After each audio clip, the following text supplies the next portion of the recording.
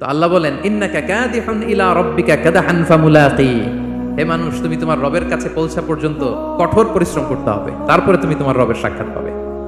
তার মানে এই দুনিয়াটা হচ্ছে পরিশ্রমের জায়গা। প্রিয় ভাইরা, এখানে পরিশ্রম না করলে সফলতার দেখা মিলে না। বাঁচতে হলে, সারভাইভ করতে হলে, টিকে থাকতে হলে আপনাকে পরিশ্রম করতে হবে। এই পৃথিবীতে কেউ কাউকে জায়গা করে দেয় না, এখানে জায়গা করে নিতে হয়। ঠিক কিনা বলেন?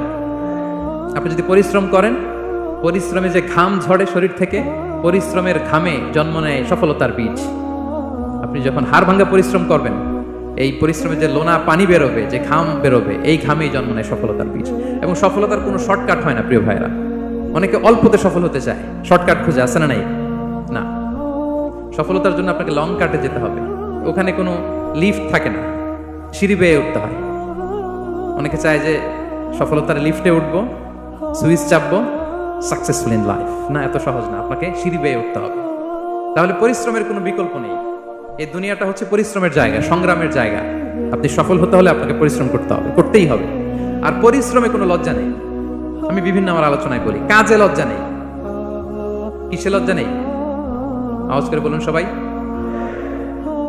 কাজে লজ্জা নেই। লজ্জা হচ্ছে অলসতায়, লজ্জা হচ্ছে হাত পাতায়, লজ্জা হচ্ছে অকর্মণ্যতায়। কাজে লজ্জা আছে? লজ্জা কিসে বলেন সবাই? লজ্জা হচ্ছে অলসতায়, অকর্মণ্যতায়। যারা কাজ না করে ফুটানি মারে, ওইটাতে লজ্জা। অনেকে আছে ফুটানি মারে, আছে না? নাই, কাজ করে না, সব ফুটানি। এই ফুটানিতে লজ্জা, কিন্তু পরিশ্রমে কোনো লজ্জা নেই। এজন্য আল্লাহ তাআলা বললেন ইয়া আইয়ুহাল ইনসান ইন্নাকা কাদিহুন ইলা রাব্বিকা কাদহান ফামুলাকি। হে মানুষ, তোমার রবের কাছে পৌঁছা পর্যন্ত তোমাকে পরিশ্রম করতে হবে। হাড় ভাঙা পরিশ্রম করে আমার কাছে আসতে হবে, তবেই সফলতা মিলবে। অন্য আয়াতে আল্লাহ তাআলা বলছেন লাকাদ খালাকনাল ইনসানা ফি কাবাদ। নিশ্চয়ই মানুষকে আমি কষ্ট এবং পরিশ্রম নির্ভর করে তৈরি করেছি। এই পৃথিবীতে টিকে থাকতে হলে তাকে পরিশ্রম করতে হয়, কষ্ট করতে হয়। এবং দুনিয়ার এই সাইকেলটা যদি দেখেন, দিন এবং রাতের যে সাইকেল, রাতকে আল্লাহ বানিয়েছেন ঘুমের জন্য, রেস্ট নেওয়ার জন্য, বিশ্রামের জন্য। আর দিনকে আল্লাহ বানিয়েছেন কর্মচঞ্চল করে, কাজের জন্য। দিনের মধ্যে কর্মস্পৃহা আছে। আল্লাহ তাআলা সূরা নাবাতে বলছেন ওয়াজআলনান নাহারা মাআশা। আমি দিনকে বানিয়েছি কর্মচঞ্চল। দিনে আপনি কাজ করবেন, হাড় ভাঙা পরিশ্রম করবেন, তবেই সফলতা ধরা দিবে। ঠিক কিনা বলেন? তাহলে প্রথমে আমরা জানলাম এই পৃথিবীতে পরিশ্রম করতেই হবে, পরিশ্রমের কোনো বিকল্প নেই। সফল হতে চাইলে কি করতে হবে? আওয়াজ করে বলবেন, কি করতে হবে? এবং ইসলাম এই পরিশ্রমকে উৎসাহিত করে। পরিশ্রমের মাধ্যমে যে ইনকাম, এটাকে উৎসাহিত করে। বিষ্ণু ঈসা ইসলাম বলেন মা আকালা আহাদুন তাআমান কাত্তু খায়রান আইয়াকুলা মিন আমালি ইয়াদাই। মানুষ পরিশ্রম করে, তার দুই হাত দিয়ে উপার্জন করে যে জীবিকা নির্বাহ করে, এর চেয়ে শ্রেষ্ঠ জীবিকা পৃথিবীতে আর নেই। আল্লাহু আকবার। আপনারা যারা কষ্ট করে ঘাম ঝরিয়ে উপার্জন করেন, এই পৃথিবীতে এর চেয়ে শ্রেষ্ঠ উপার্জন আর হতে পারে? পরিশ্রম করে ঘাম ঝরিয়ে আপনি যে রিজিক এর বন্দোবস্ত আপনার হয়, এই খাবারের চেয়ে শ্রেষ্ঠ খাবার পৃথিবীতে হতে পারে? এরপর বিষ্ণু ইসলাম বললেন ওয়া ইন্না নাবিয়াল্লাহি দাউদ আলাইহিস সালাম কানা ইয়াকুলু মিন আমালি ইয়াদি। আল্লাহর নবী দাউদ আলাইহিস সালাম তিনি নিজ হাতের উপার্জন থেকে খেতেন। সুবহানাল্লাহি বিহামদি। তিনি আর্মর বানাতেন, যুদ্ধাস্ত্র। তিনি বর্ম বানাতেন, নিজ হাতে বর্ম বানিয়ে, যুদ্ধাস্ত্র বানিয়ে বিক্রি করে সেটা দিয়ে জীবিকা নির্বাহ করতেন। আল্লাহু আকবার। তাহলে পরিশ্রমের কোনো বিকল্প নেই। শ্রমের মাধ্যমে যে উপার্জন, এটা শ্রেষ্ঠ উপার্জন। তাই শ্রমজীবী যারা আছেন, মনক্ষুণ্ণ হবেন না, মন ছোট করবেন না। You are the super hero, you are the super hero, you are the remittance fighter of our country. এজন্য রাস্তা দিয়ে যখন হাঁটবেন, বুক ফুলিয়ে হাঁটবেন, আর বস্তা ভরে টাকা নিয়ে দেশে ফিরবেন। ঠিক কিনা বলেন? বুক ফুলিয়ে হাঁটতে হবে। এজন্য আমি আমার প্রিয় মাতৃভূমি বাংলাদেশের গভর্নমেন্টকে অনুরোধ করবো, আমাদের শ্রমজীবী ভাইদের যাতে সুবিধা হয়, এই ব্যবস্থা আমাদের করতে হবে। বিনীত অনুরোধ রাখবো। শ্রম মন্ত্রণালয়ে যারা দায়িত্বে আছেন, স্পেশালি তাদেরকে রিকোয়েস্ট করবো, আমাদের শ্রমজীবী ভাইদের যেন কোনো কষ্ট না হয়। কারণ তাদের পাঠানো রেমিটেন্সে সচল থাকে আমার দেশের অর্থনীতির চাকা। তারা ভালো থাকলে ভালো থাকবে বাংলাদেশ। Very simple. ঠিক কিনা বলেন? আমার যে ভাইটা পরিচ্ছন্নতা কর্মী, রাস্তা ক্লিন করে, এয়ারপোর্টে ওয়াশরুম ক্লিন করে, একজন পরিচ্ছন্নতা কর্মী, তারও 20 থেকে 30 হাজার টাকা বাংলাদেশে ঢুকে প্রতি মাসে। আপনি চিন্তা করতে পারেন? 6টা মাস যদি রেমিটেন্স বন্ধ হয়, শ্রীলঙ্কার চেয়েও খারাপ অবস্থায় বাংলাদেশে চলে যাবে। Just only 6 months. ভয়ঙ্কর অবস্থা হবে বাংলাদেশে। এটা আল্লাহর পক্ষ থেকে একটা স্পেশাল রাহমা, মার্সি এন্ড ব্লেসিংস, যে আমাদের রিজিকের তাগিদায় সারা বিশ্বে যে কাজ করতে হয়, আমরা কাজ করি আর দেশে টাকা পাঠাই, আর সচল থাকে আমার দেশের অর্থনীতির চাকা, আলহামদুলিল্লাহ পড়ে। সো বাংলাদেশের গভর্নমেন্টকে আমি বিনীত অনুরোধ জানাবো, শ্রম মন্ত্রণালয়কে অনুরোধ জানাবো, এয়ারপোর্ট অথরিটিকে অনুরোধ জানাবো, আমার শ্রমজীবী ভাইদের সাথে ভালো আচরণ করুন, তাদের সাথে কোঅপারেট করুন।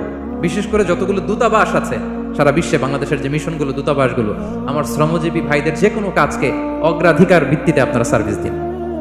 এটা দিতেই হবে, ঠিক কিনা বলেন? তারা ভালো থাকলে ভালো থাকবে বাংলাদেশ। তো এই জন্য শ্রমের কোনো বিকল্প নাই। নিজ হাতে উপার্জিত অর্থ, নিজ হাতে উপার্জিত কামাই, এটা শ্রেষ্ঠ কামাই। তো আলহামদুলিল্লাহ আজকের অডিয়েন্সের মধ্যে শ্রমজীবী ভাইয়েরা বেশি, আলহামদুলিল্লাহ পড়েন। এটা আমাদের সৌভাগ্য। এই যে বাংলাদেশে এখন চাকরি নাই, চাকরির বাজার মন্দা, মাস্টার্স পাস করে বেকার টোটো কোম্পানির ম্যানেজার, এরকম আছে না নাই?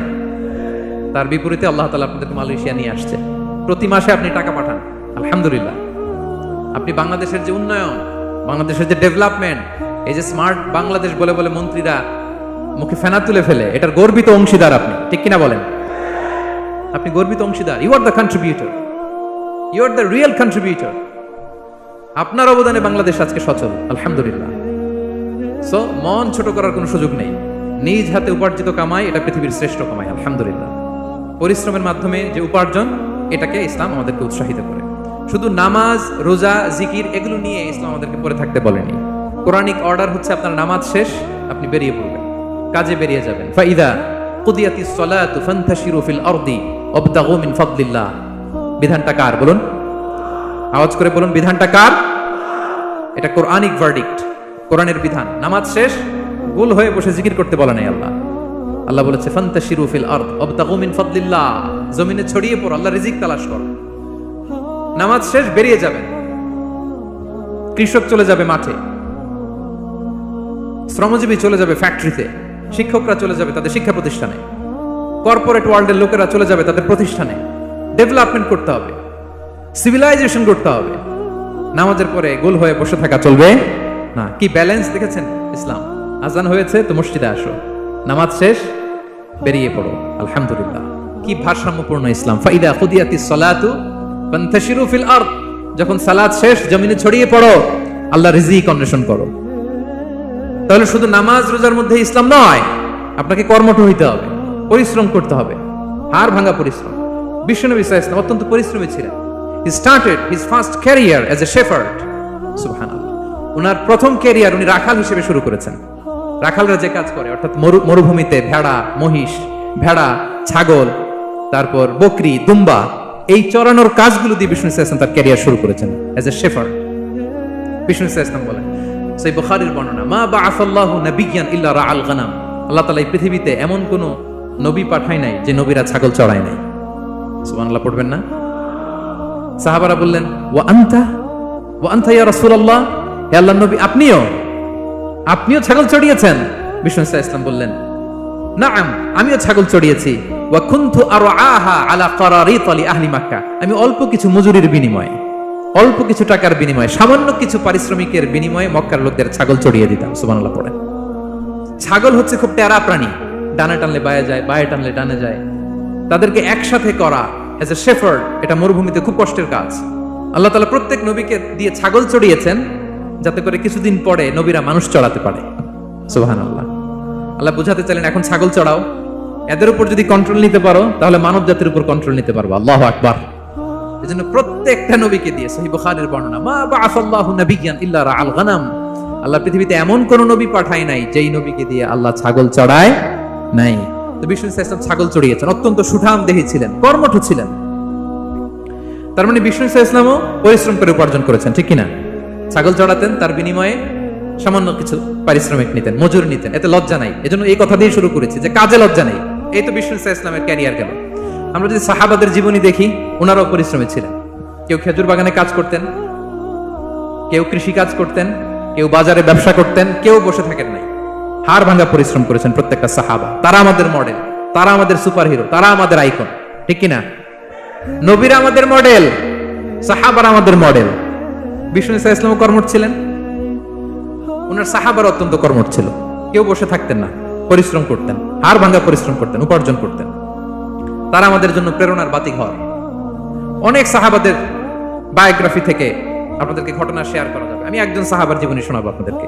আব্দুর রহমান ইবনে আউফ রাদিয়াল্লাহু তাআলা আনহু, 10 জন জান্নাতের, দুনিয়াতে বসে যে 10 জন সাহাবা জান্নাতের সুসংবাদ পেয়েছেন তাদের মধ্যে একজন, আলহামদুলিল্লাহ বলেন। আব্দুর রহমান ইবনে আউফ রাদিয়াল্লাহু তাআলা আনহু প্রথম 8 জন মক্কায় যারা কালিমা পড়ে মুসলমান হয়েছে তাদের একজন। তার স্ট্যাটাসটাকে জেনে নেন। তো তিনি যখন মক্কা থেকে হিজরত করে মদিনায় গেলেন, মনে রাখবেন মক্কা থেকে যে সাহাবার বাড়ি ঘর ছেড়ে হিজরত করেছে তাদেরকে বলে মহাজির, মানে হিজরতকারী সাহাবা। আর মদিনাতে যে সমস্ত সাহাবারা তাদেরকে রিসিভ করেছেন তাদেরকে বলে আল আনসার, মানে সাহায্যকারী সাহাবা। তো যারাই হিজরত করে মক্কা থেকে মদিনায় যেত, বিষ্ণু ইসলাম মদিনার কোন সাহাবীর সাথে তার ভাই পাতিয়ে দিতেন, আল মুআখাত, ব্রাদারহুড করে দিতেন, দায়িত্ব দিতেন যে তুমি এই সাহাবীকে দেখবে। তো আব্দুর রহমান ইবনে আউফ রাদিয়াল্লাহু তাআলা আনহু যখন হিজরত করে গেলেন, তার দেখভাল করার জন্য যে সাহাবীর দায়িত্ব পড়লো তার নাম হচ্ছে সাআদ ইবনে রাবিয়া, আনসারী সাহাবী রাদিয়াল্লাহু তাআলা আনহু। বিষ্ণু বললেন, সাআদ, আব্দুর রহমান ইবনে আউফ তোমার ভাই, ভাই বানিয়ে দিলেন। কি বানিয়ে দিলেন? তুমি তাকে টেক কেয়ার করবে, সে হবে তোমার মেহমান। সুবহানাল্লাহ। সাআদ ইবনে রাবিয়া রাদিয়াল্লাহু তাআলা আনহু তিনি আব্দুর রহমান ইবনে আউফকে ডেকে নিয়ে গেলেন, ঘরে নিয়ে গেলেন মেহমানকে, এবং বললেন, ইয়া সাআদ ইন্নী আকসারুল আনসারি মালান। হে সাআদ, তুমি চিন্তা করো না, তুমি মনে করো না যে তোমার ভরণ পোষণ দিতে আমার কষ্ট হবে। আমি মদিনার সবচাইতে বড় বিজনেস ম্যাগনেট,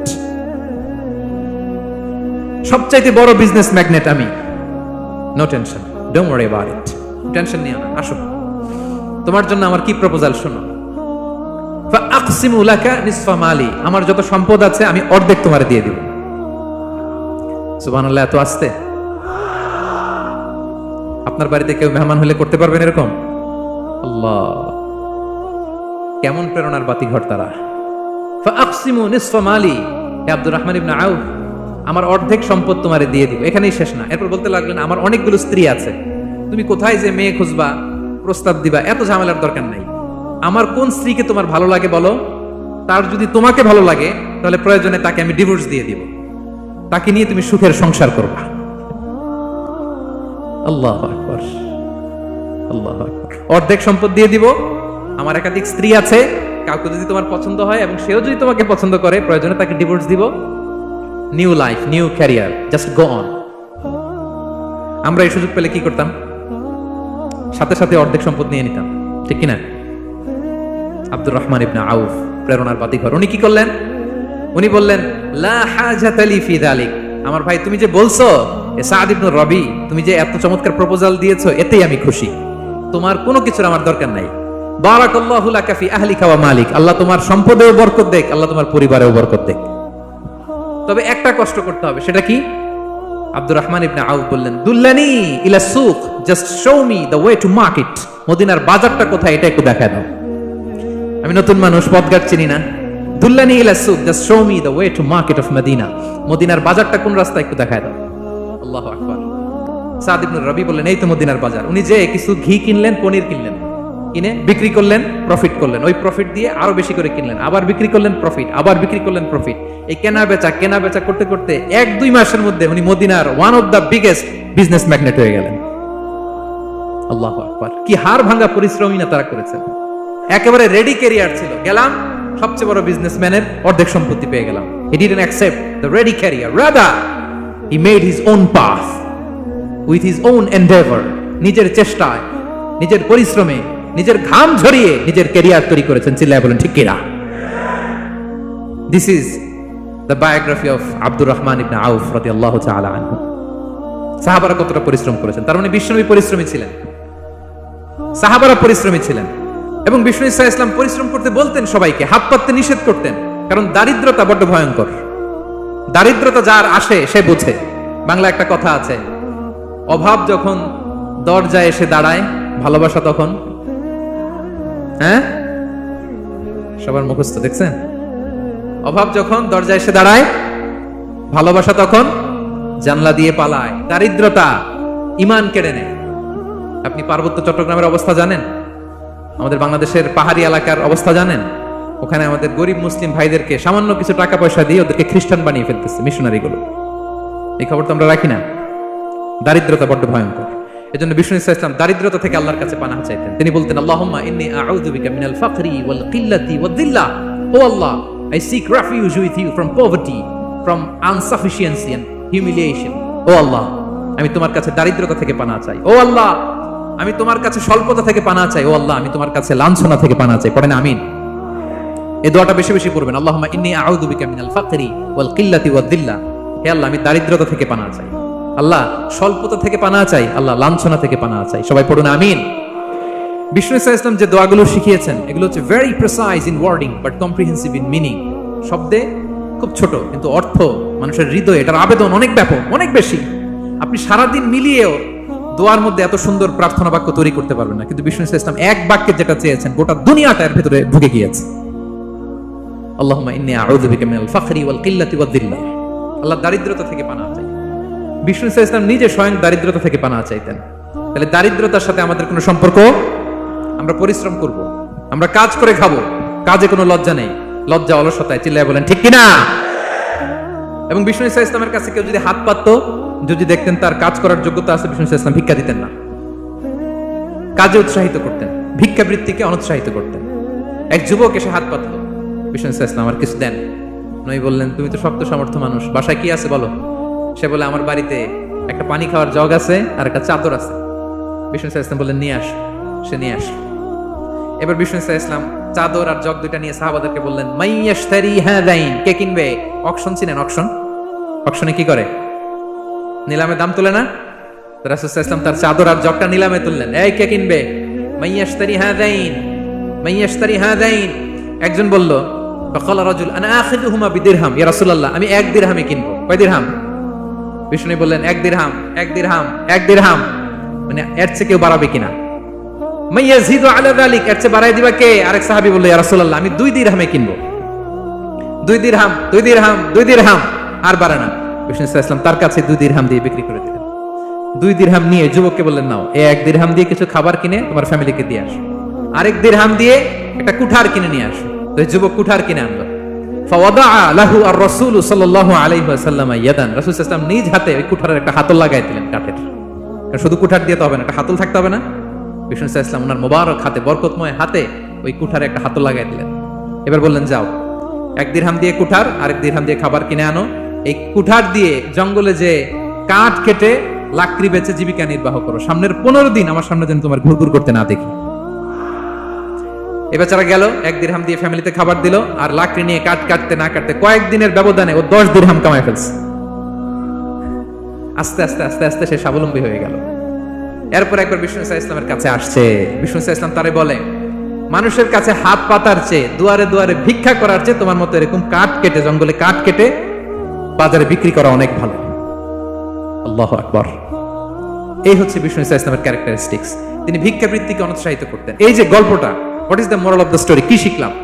1 নম্বর যেটা শিখলাম, তিনি কাজ করে খেতে উৎসাহিত করেছেন। চাইলেই বিষ্ণু সাল্লাল্লাহু আলাইহি ওয়াসাল্লাম ওই 2টা জিনিস বিক্রি করে 2 দিরহাম দিয়ে বলতে পারতেন, যাও 2 দিরহাম দিয়ে খাবার কিনো। ওই বেলা খেয়ে রাতের বেলা আরেক দুয়ারে যায় ভিক্ষা করতো, ঠিক কিনা বলেন? কথা বুঝতেছেন? 2 দিরহাম দিয়ে যদি খাবার কিনতো, তো দুপুরে খেয়ে রাতে কি করতো? আবার হাত পাততো। সেটা করে নাই, কাজ করে খেতে উৎসাহিত করেছেন এবং স্থায়ী সমাধান করে দিয়েছেন। কারণ কাজ কাজই, কাজে কোনো ছোট বড় নাই। আছে?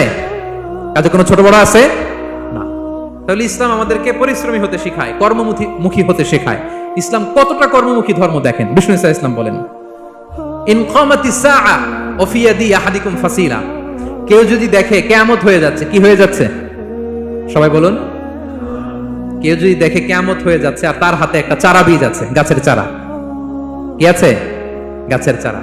সে গাছের চারা রোপণ করতে গেছিল, ওদিকে যায় দেখে কিয়ামত শুরু হয়ে গেছে। বিষ্ণু বলেন, ফাইন ইসতাতাআ আন লা তাকুমা হাত্তা ইয়াগরিসাহা ফালইয়াগরিসহা, সে যদি পারে কিয়ামত হওয়ার আগেই ওটা রোপণ করে দিতে, সেজন্য তাড়াতাড়ি করে রোপণ করে দেয়। আল্লাহু আকবার। ইসলাম কতটা কর্মমুখী ধর্ম।